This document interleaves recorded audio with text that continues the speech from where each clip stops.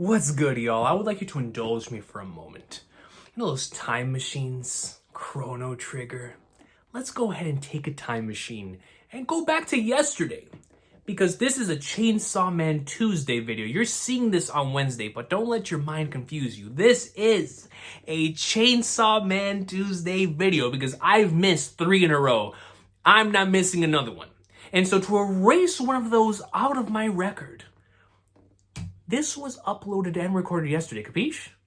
Hey, hey, my people, you know how it is, man. So ladies and gentlemen, welcome to a Tuesday edition of that Chainsaw Man greatness. This edition of Chainsaw Man Tuesday, due to time constraints, I will not be able to react to episodes 5, 6, and 7. However, we will be reacting to Ending 5, Ending 6, and Ending 7, and then, as a special apology, and because I need to talk about it, we are going to spend the second half of this video talking about chapter 112 of that Chainsaw Man greatness.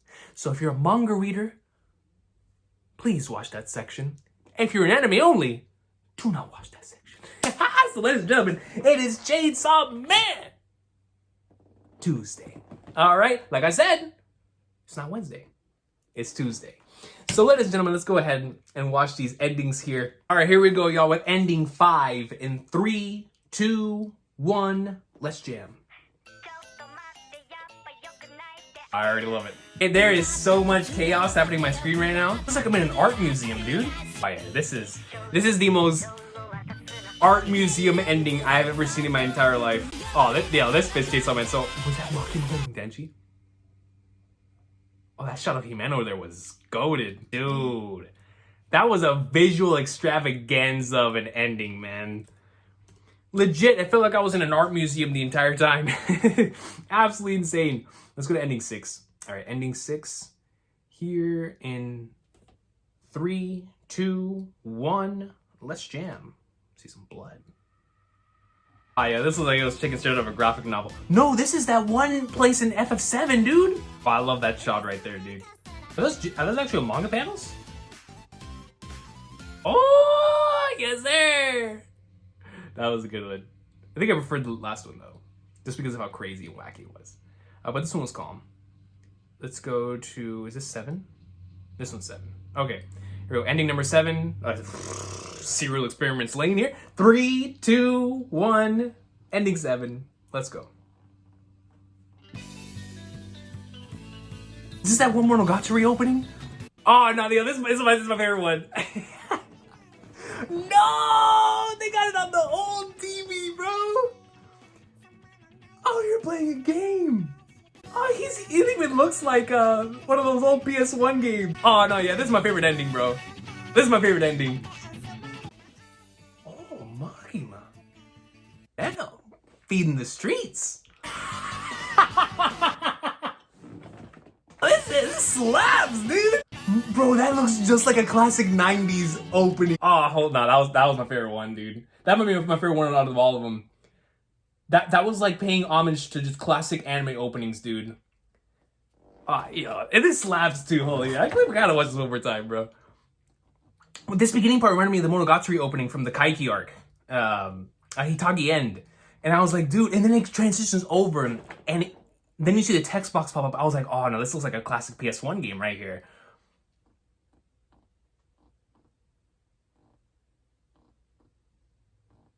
Dude, this is nuts. And then it even has the, hold on, let me see. Like, look. And this part right here, it even has, like, you can see all of its attributes right here. But, like, if you were playing the game, you would see, like, press start, check out attributes and stuff of that nature. So it looks like a main menu screen. Oh, I love that. And then even the animation looks very, like, Game Boy PS1-esque. They meet with Manji.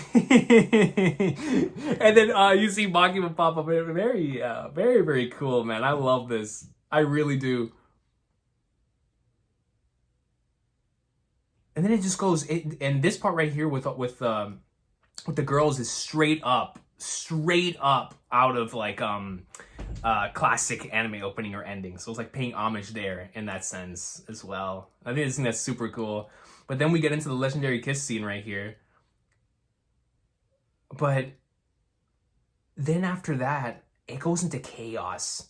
But then the final part of this is so cool, dude. Right here, this part right here, no, this is straight up Neon Genesis Evangelion. This is like a 90s opening right here. This is so cool.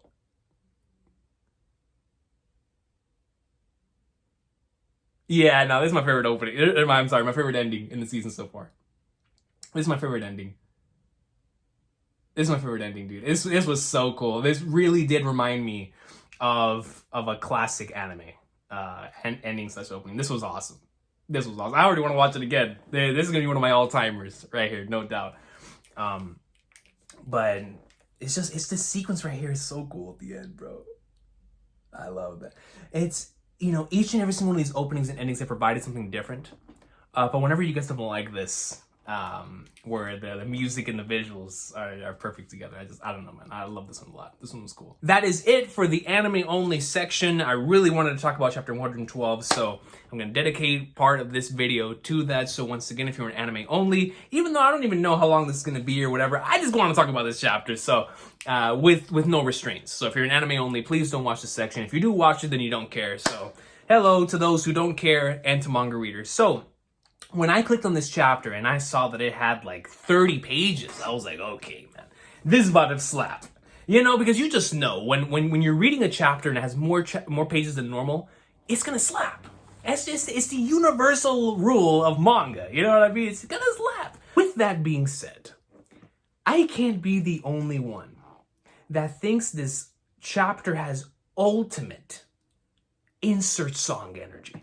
And by insert song energy, I mean one of those moments in anime that has a song in the background playing from either the opening, the ending, or a brand new song created for it that has lyrics. And they're softly playing in the background. I can't be the only one that feels that way, dude. Just to test it out, let's all pull up the most recent ending. Let's pull out the most recent ending. Let's just pull out the most recent ending, right, with ending 7.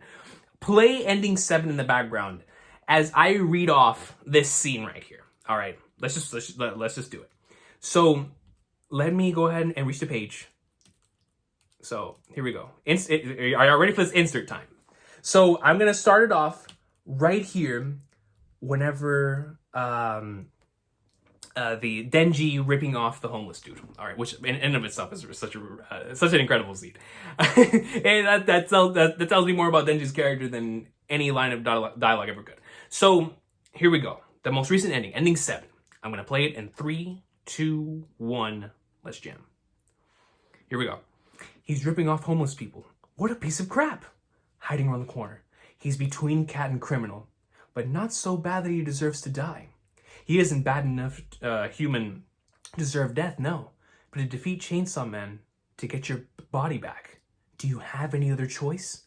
Look to the side. Think of it as a necessary evil to put an end to a nightmare. Thinks, lost in thought. She goes, follows after Denji. Hey, wait up! Huh? Aren't you that chick who hates Chainsaw Man? What are you doing? I'm selling smokes because part-time jobs are against the rules. What's with that? Are you an idiot? Get off my back. I got a lot going on. I'm a busy dude. Beat it. Looks away. Are you busy tomorrow too? Huh? No, duh, I'm busy tomorrow and the day after that too. Oh, I see. Why'd you ask? Pause. Blush. Wait for it. Wait for it. If you're free tomorrow, would you go on a date with me? A date? Credits roll on the side. Yes. Come on, bro. It's an alley-oop. It's an alley-oop. You can't tell me this is not insert song energy, bro. Because what this is basically paying homage to is so many, not only just in the original series, right, with obviously the parallels there with the potential like Rize stuff and with Makima and all of that, right, but obviously into Fujimoto's influences in regards to his creation for Chainsaw Man in and of itself, right? And we know how important the date aspect is to Chainsaw Man, right? Some of the most iconic scenes have happened in dates. And so we're about to get that here with two protagonists. This is a huge moment, That already in of itself is insert song energy. But it was the way in which this was structured, where I was like, nah, man, this is like paying homage to the greatest upon greatest of romance series out there, right? Where this is kind of like making fun of it, but at the same time fully accepting and embracing it. So it's like, if we're doing that, why not do the classic romance anime thing where the opening is playing in the background, or the ending, or like this ending 7 is playing in the background as this is being asked? Like, dude, this is the perfect alley-oop. I hope so bad that they do an insert song for this scene. Because, bro, like I just played out right there, that is perfect. That is perfect, man.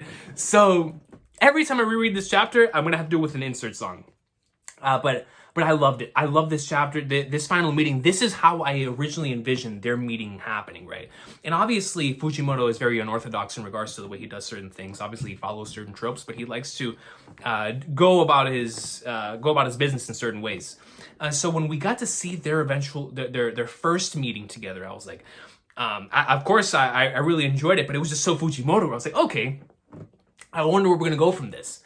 Right, so they interacted a little more. Then we got the most recent arc. But now here it's like, oh, this is the meeting. Like, this is gonna be the integral scene, the integral moments that happen. And what I love so much about it is because the man has declared that he is Chainsaw Man. But now it's like there's no doubt in her mind anymore. This is gonna be a free conversation between her and Denji.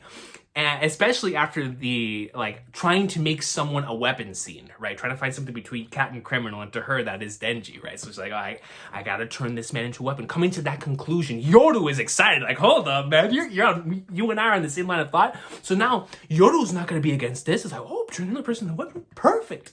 Little do they know, right? And that's so cool. It gives a sense of dramatic irony.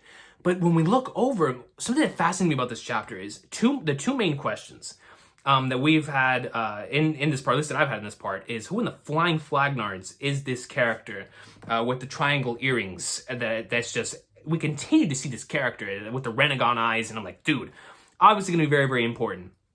And we got to see, about the / Devil Hunter Club and Student Council and all that stuff. So obviously it's going to be very important down the line. But having a second Chainsaw Man here with this character, I wonder what Fujimoto's going for with this. Is this actually going to be someone that, because there can only be one, right? So it's like, is this somebody attempting to impersonate Chainsaw Man? Where it's only there out of like a cosplay, where like you're cosplaying as Chainsaw Man, you're cosplaying as someone. So even if this individual pulls, there's nothing that's going to happen. It's just going to be a pull and it'll serve as a comedic moment. Or this is just serving as like something to detract Mitaka from actually finding who the actual Chainsaw Man is, because now she's going to think that it's this dude. So if that's the case, then what is going to be the consequences of that? Of like lying to Mitaka? And is it going to lead to a scene where it's Mitaka and Denji, they're together, and then this dude attempts to pull it, nothing happens, and it's like, oh, so you're not Chainsaw Man? And Denji's like, well, duh, that idiot's not Chainsaw Man, I am. And then he actually pulls it and becomes... I think that would be a very interesting scenario.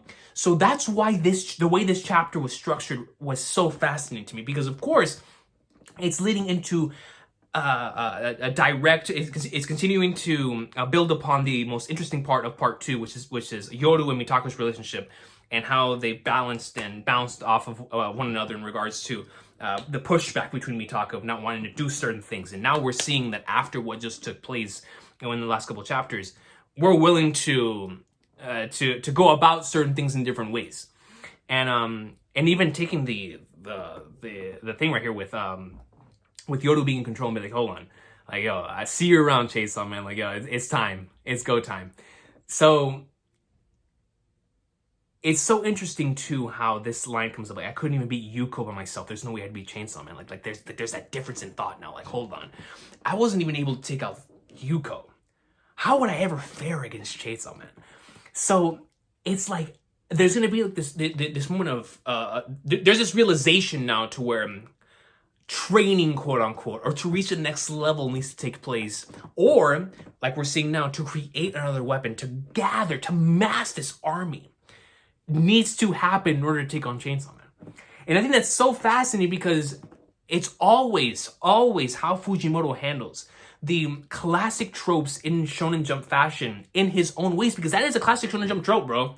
That is you going out, you're fighting someone, it takes a lot more energy than you would normally expect. So you go out on a train because now when you gotta go fight Toguro, now when you gotta go out and fight Cell, now when you gotta go out and fight Aizen, it's like, brother, you're not gonna be able to do nothing. You struggled against his underling. What are you gonna do against them? And I think that's so cool in the way this is being handled. Because it's like, okay, this individual took me so long to defeat that now it's gonna cause me to move and accept a little more of this part of myself I don't want to accept in order to achieve that next part. And that is Shonen Jump to its max.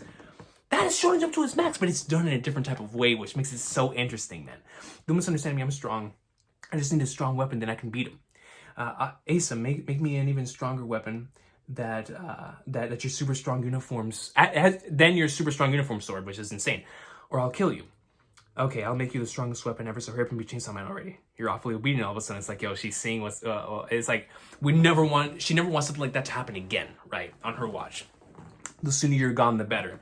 But you know, yo, I cannot wait till when we get to the point in the series where Asa and Yoru realize, like, the two of them, like, they're inseparable. They're gonna be inseparable after. It's my favorite thing about the weapon, or like the inner individual and the person housed in the body, or the person who's the original owner of the body, and then the person who comes in and invades, the parasites, the bleaches, Naruto. Like, I always love that because it's always one-on-one with the internal conflict. So I wonder how Fujimoto's going to continue to play with this dynamic between these two characters, because there's going to come a point in time where they come to accept each other, and then one of them is going to die. Knowing how the way this series works, that more than likely is going to take place, or at least they're gonna realize how important they are to them in like a dire situation, which is once again very Shonen Jump, right? So as long as you're inside me, not only will I be miserable, the people around me will be too. And I look forward to the day where she realizes that that's not actually going to be the case, right? Like, the journey that she went on after that, as filled with trials as it was, it's like a lot was learned there. If it was only me, I could handle being in a terrible situation, but I refuse to drag someone else down with me. I'd do anything to stop it. That's the key. I'll do anything. And you see Yoru's like, oh, snap. Like, oh, I even turn someone into a weapon. We look over at the chicken, of course, which has been very symbol within this arc. But and then the conversation about, turning someone into a weapon, something between cat and criminal, because she's like, yo, there's certain humans that deserve justice put upon them, very Kira-esque, right, from Death Note. But also, she loves cats, very reminiscent to that, of course, of what Power was going through, right? Power had the same mindset of like, I'd rather kill a human than a cat any day, right? So it's very interesting, like, finding that middle ground between the two is like where you're comfortable doing your thing. And so that's how we led into the stuff happening at the end here. But it's just so interesting to me. It's so interesting to me that if Yoda would have never gone what she went through, or I'm sorry, if Mitaka would have never gone through what she went through, this scene with her and Denji would never have happened.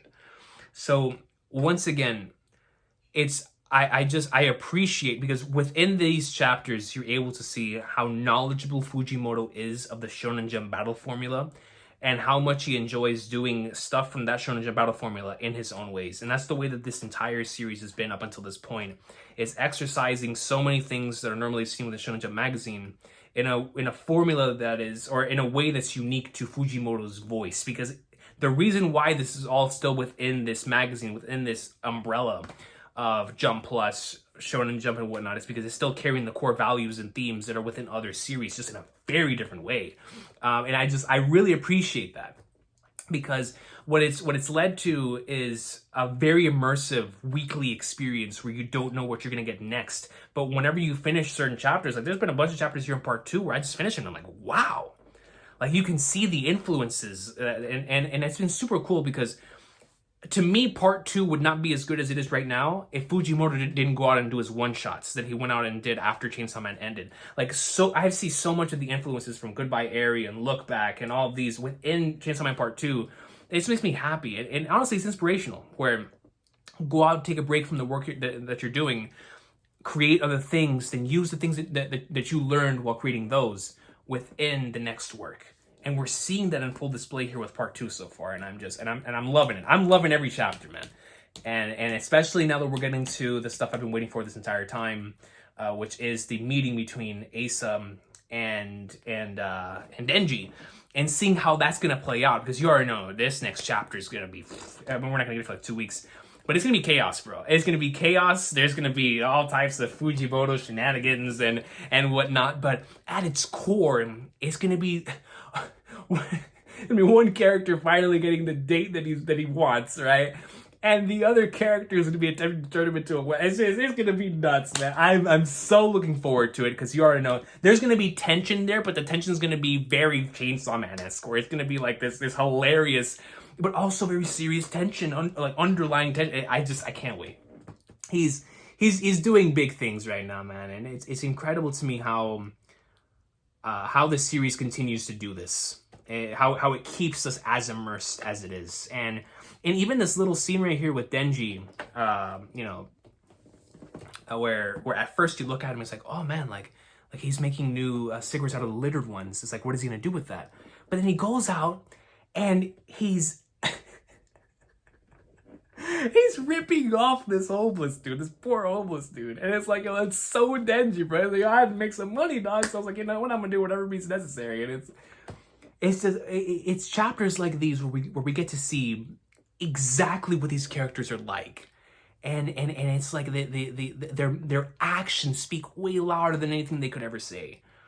And I appreciated getting into Mitaka's psyche as she followed these moments, like as she's observing the previous main protagonist. Is like, so I really appreciated this chapter. I appreciated this chapter in terms of its panel composition, its choreography from panel to panel. The page layout was excellent, but outside of the confines of the comic itself, I think what it really excelled in was now presenting brand new scenarios that are going to end up being inevitable set pieces for fantastic stuff down the line, across the board with Mitaka and Yoru, the date scene with Denji here that we're undoubtedly going to get either next chapter or very soon. We might even get like a build-up chapter to it, where like she's just getting ready, like, oh man, it's like, I gotta look good, you know what I mean? To do all that, and then maybe the chapter ends on her starting the date or whatever, and then the following chapter will be that. Or,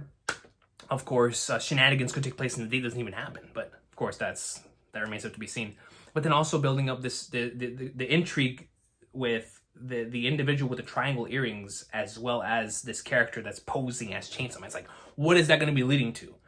And those set pieces are extremely excited, because when you get a chapter, this chapter was like just an excellent, superb setup chapter, while also paying off exactly what we saw, which is exactly what an aftermath chapter should be. And I was just so impressed while reading it that I was like, I got to talk about this chapter. I really enjoyed it, man. So those are my thoughts on chapter 112 of Chainsaw Man Part 2, because this has been a banger, man, and I've been enjoying it a lot. So this, of course, is not going to be a frequent thing, but whenever a chapter like this does happen, I would like to continue to relay my thoughts on it, because, of course, as somebody who reads the manga, I can only do so much with doing just the anime videos, since I've already experienced the material.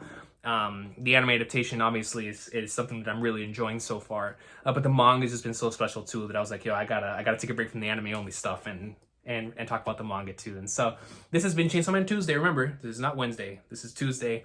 I will see y'all next time. Have an awesome day. Thank you so much for watching this video. I appreciate y'all. Have a good one, and take care.